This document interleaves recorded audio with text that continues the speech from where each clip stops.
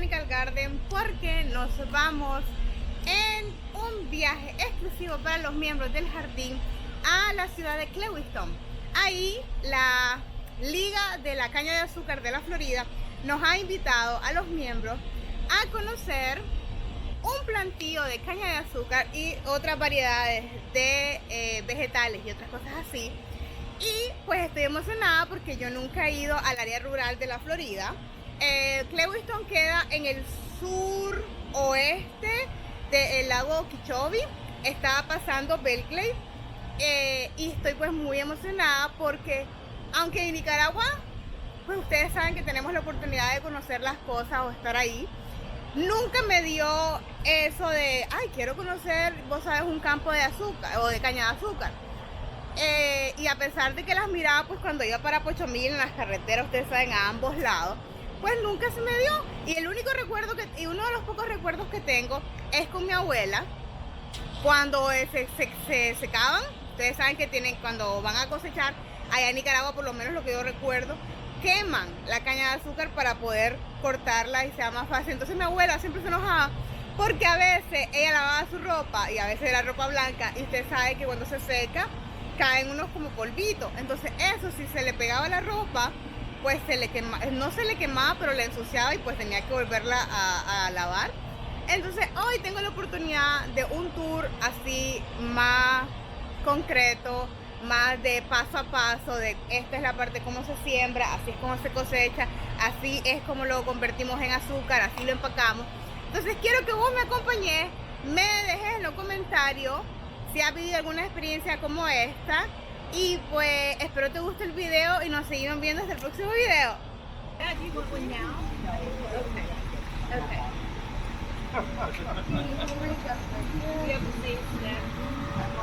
Balance point, because in the 90s, previously before the 90s, Congress was ordered to dredge a bunch of the canals. So as we come around this bend, it's going to be on your right hand side in just a couple more seconds, but this area is really, really special to us in the farming community in the Glades. There she is. Welcome to the Everglades. This is how a farmer would tell, okay, that sugarcane is ready to harvest. So the muck soil is pretty significant and it's pretty reputable around the world. And on our left is our Chamber of Commerce in Clewiston, where we're stopping. You may notice there is another bus here. Yeah, no fall, no problem. No, we can't leave fall.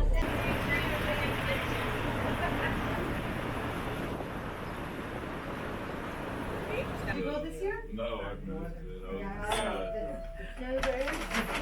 it. The wild, what is it, orange? The production, how much did you say it is U.S. imports? What percentage? U.S. import, well, so 20% is foreign countries. 80% are here on U.S. ground, 20%. Yes. But do you want to try it on? Kind of makes you think, right? It's such a large scale. Yeah. There might be an A or I'm glad I asked. yeah, I'm glad you. End up back. It depends on the style and the color and the size. So for you, it's $17. Yeah, no worries. 3 and 4 should be right around that time. Yeah, well, let me find out. What is that? Whenever you're ready, we're gonna be heading out within 5 minutes.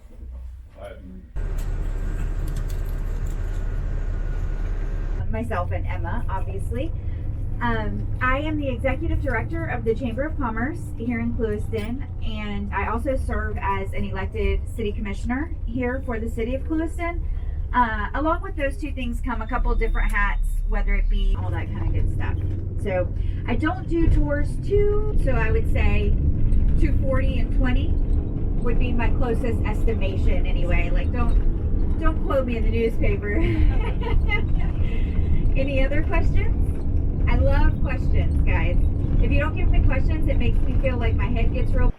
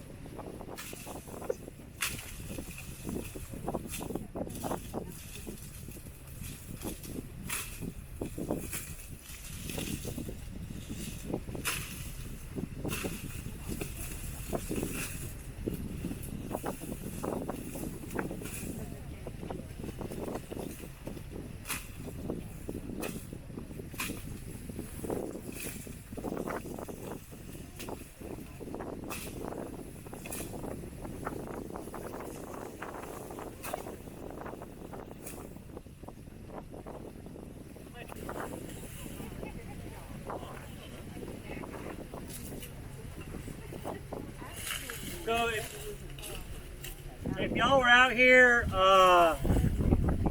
the 1980s and before, everything was cut by hand. Around 1990 is when they introduced the mechanical harvester out here. And that's what we saw on the road. But today's mechanical harvester is actually ran by GPS. When they first brought it out here in the 90s, you would see the row would kind of start a little bit like that until the harvest driver could find the row. Now when they plant them, you'll see these rows are very straight. Because that data, when they plant it, that GPS data is actually transferred over.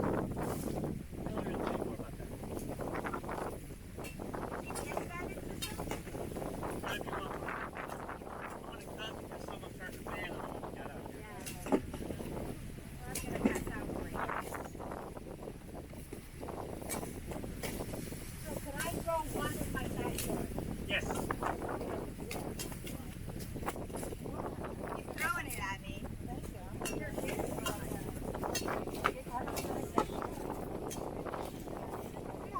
Stay back. I'll hand it out to everybody. Here.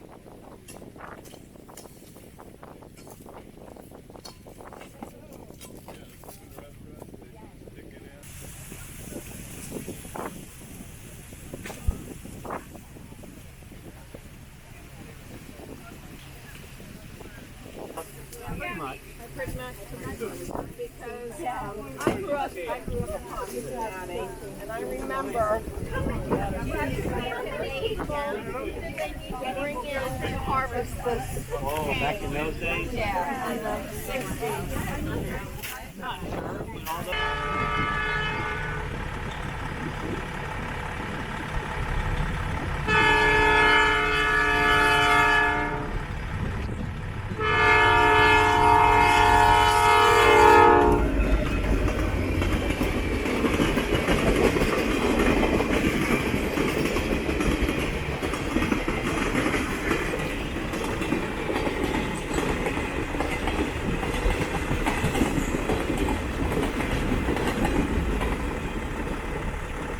All the time. They're so beautiful.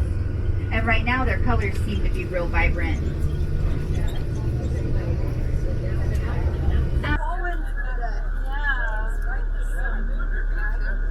For the train system that U.S. Sugar owns, this is actually a subsidiary company of U.S. Sugar. They also own Engine 148 Sugar Express.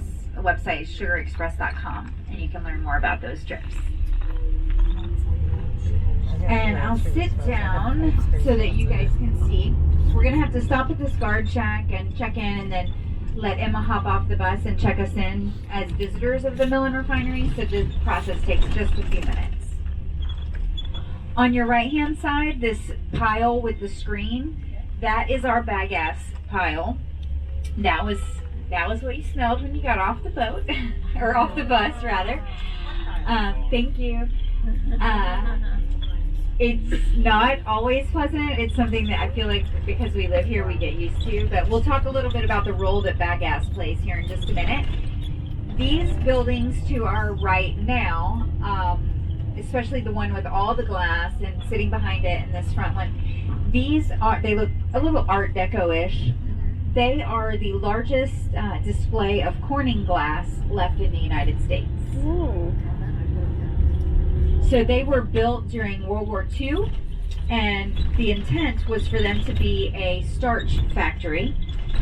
And by the time the construction of the buildings was done and they were ready to, bring in the industrial parts, the war was over and they were never actually used as a starch factory. Today they are just storage because all that glass makes it very, very expensive to cool them well enough for it to be like actual office space, and it is required. And I'll do the rest of this seated. So we see this Walpole truck over here. When we extract the molasses for the final time, we do sell that molasses. This is a zero waste facility. So we do sell that molasses to Walpole, and it is used for cattle feed. A lot of people ask if we sell the molasses on the market as like syrup or whatever, and we do not. So these trucks on the right hand side, they are here waiting to be loaded with their sugar. sugar goes out in these trucks by on pallets, and we package nothing smaller than a 25-pound bag here at US Sugar.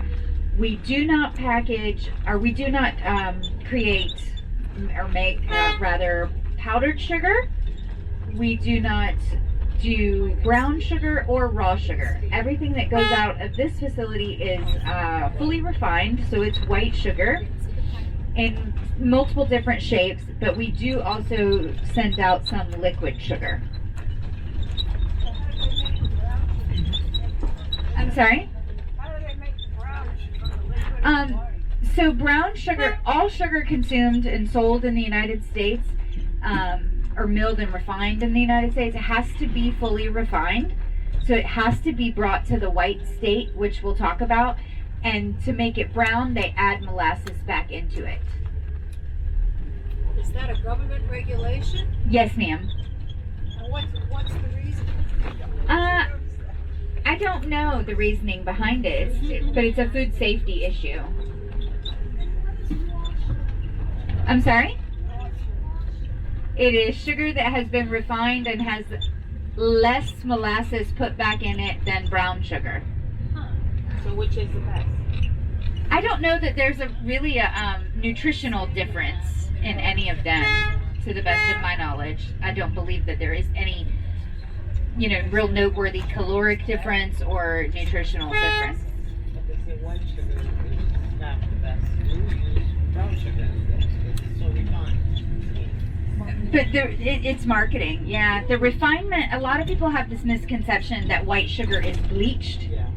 and it's not. There is no chemical added to white sugar. There is molasses extracted. So we're literally not putting anything in it. We are taking away. And see what it is, and I didn't do it again. We're gonna pull all the way up in here, and from here we will be able to watch Kane dump onto this conveyor system. If you look to the front of the bus, just over Paul, you can see the conveyor going up. And that conveyor system is going to be taking sugarcane over to the mill for processing.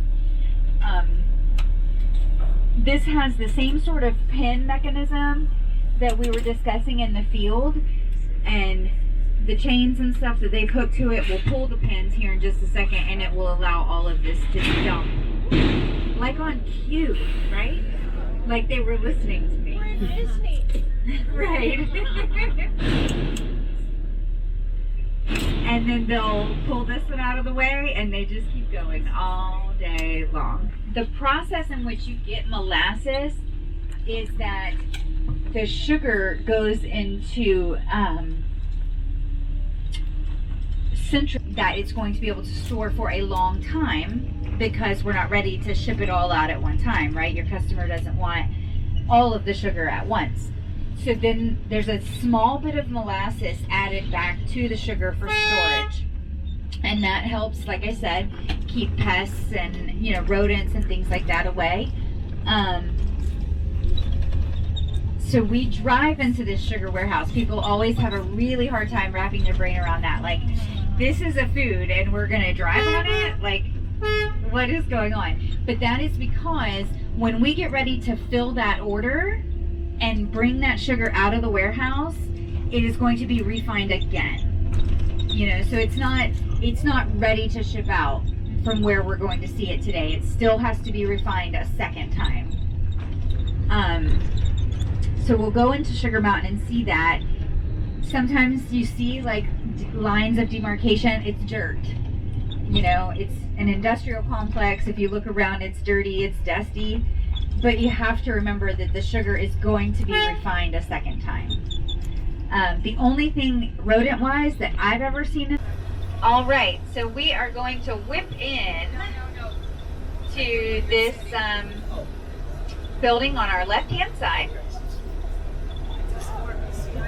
And don't get nervous. Paul's got this. Yeah. Right, Paul?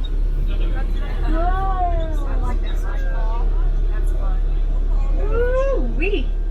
Well done, my friend. I told you, he's a rock star. And there's our other bus. Go to the right, okay? So to the right, you will, well, straight ahead, once we get turned, you will see Sugar Mountain. And yes, that is a piece of machinery sitting on top of it. Again, I just ask that you remember that it does have to be refined for a second time. So this whole thing gets filled up with sugar? Absolutely, yes. To the point that you can't drive in here at all because it's like spilling out of the door. Yep. So they shovel it into containers? To move it to the refinery? No, ma'am. They'll use those trucks that I pointed out. How does it get in the truck? This equipment.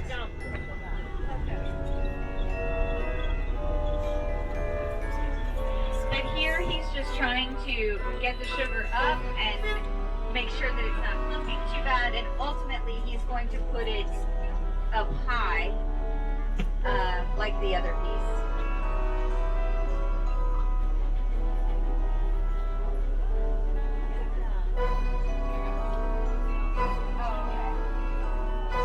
Hillary, if you had a guess how much sugar is right there? Oh Lord. You give a way ballpark.